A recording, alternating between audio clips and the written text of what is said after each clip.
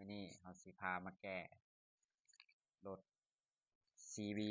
150ปี2018เนาะอาการก็คือติดโค้ดชาวเก่าเนาะและรถโค้ดชาวเก่าก็คือหยังก็คือวาล์วควบคุมอากาศเดินเบาเนาะตัวนี้เนาะ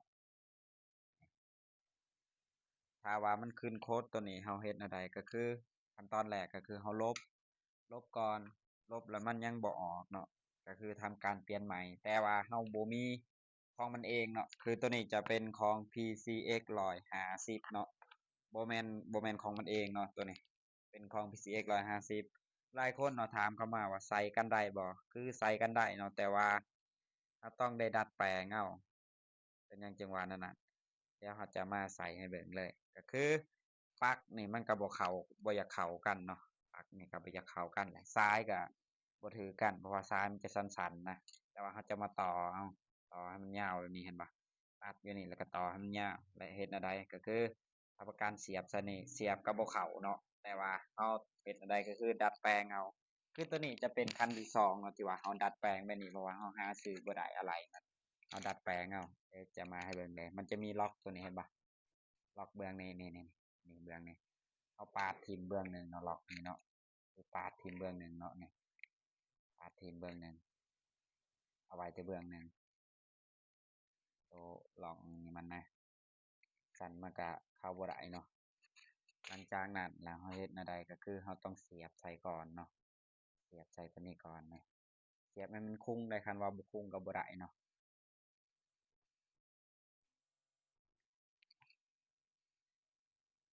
นี่คุ้งพอสมควรเลยเนาะ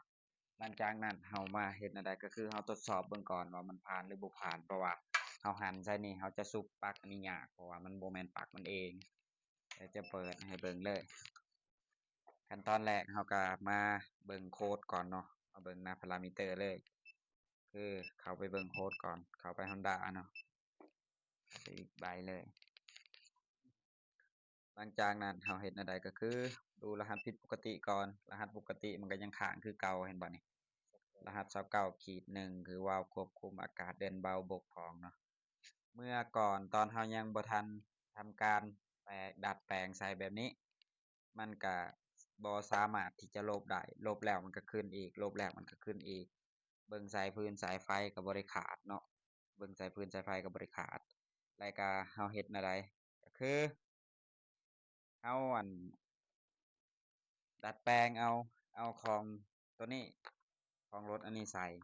ของ PCX 150เด้อของ PCX 150มาดัดแปลงใส่เนาะและเราดัดแปลงแล้วเสียบใส่ในนี้แล้วเฮ็ดแนวใดก็คือเราจะมาลบลองเบิ่งว่ามันจะลบออกบ่เดี๋ยวมาเบิ่งนำกันเลยนี่เบิ่งหน้านี้พร้อมให้มันเห็นเบิดเลยนี่เห็นบ่จะมาลบเบิ่งว่ามันจะลบออกบ่เนาะอึ๊บมันจะดับบ่เนาะเห็นบ่ดับแล้วกลับมาขึ้นอีกแสดงว่าบ่ผ่านบ่จักเดี๋ยวเบิ่งใหม่เด้อโอเค